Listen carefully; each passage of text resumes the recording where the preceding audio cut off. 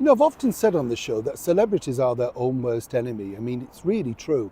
I've worked with so many in my time where you kind of think, who advises you? Why do they advise you? And do you not think you might want to find your own direction? I remember waiting, years ago a few years back, maybe 15 years ago, in a hotel room to interview an Australian pop star. And we'd been there 2.5 hours. And we kept getting told, oh, makeup's nearly finished, and hair's nearly done, and this sort of stuff. In the end, by 3 hours in, and I was only sticking it out because the channel basically said, we need this interview. Well, I just went into the room and said, look, sister, we've got 10 minutes more or else we're packing up and going. And very dutifully, she came out and did the interview. Charm itself. Now, one has to say, is that because, of course, she didn't know that we were there waiting, or the PR team were just trying to test me out. The same could be said, of course, for Kier Starmer, because clearly the man is a clothead. You see, the reason being, when you look at Kier Starmer, every single thing that he does, right from the atrocity that happened up in Southport in Merseyside, where he failed to even interconnect with the public, what people, they're very unkind at times about His Majesty the King, King Charles, but when he made the visit, he went out there and tried to cheer them up in the most darkest and devastating moment of that town's history.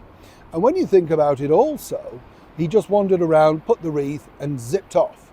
Now, as we know, as people over here are currently freezing in the United Kingdom, Sir Kier Starmer, after, less than 6 months in the job, is so worn out, poor lamb, that he's had to have a holiday. Yes, over in sunny Spain.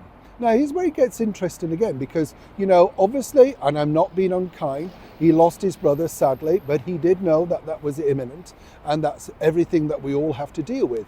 But what about the people also that Sir Kier has damaged in their lives? Yes, you have to look at it both sides. You get what you give, right? Now, the other side of the coin is this, that Sir Kier literally was out and about on his holiday, and he's entitled to a holiday. I'm not suggesting that in any shape or form, if that's what he feels he requires. But it gets more interesting here because this is the stupidity of exactly how this government are operating. You see, Sir Kier was out at a fun fair sort of thing, toboggan ride, and he and his family pushed right to the front of the queue after people had been waiting up to 2 hours to partake in the same thing. This created absolute havoc, as you can imagine. And remember, these people are potentially your voters, British holiday makers. Now, I understand the reasoning behind this, the security elements, I get all of that, but it just doesn't work out well. It doesn't look good, does it?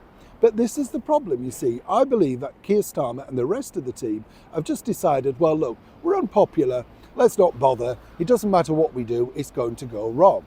And consequently, they did do this, and literally he's got a huge security team out there with him, doubled in size since winning, seemingly because he's now so unpopular, and you're paying not just for that, but for everything around him.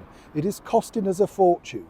And truly, if he'd have done the right thing from the beginning, and let's not forget, this is a party that had 14 years to come up with the plausible plans, then you wouldn't get headlines like this.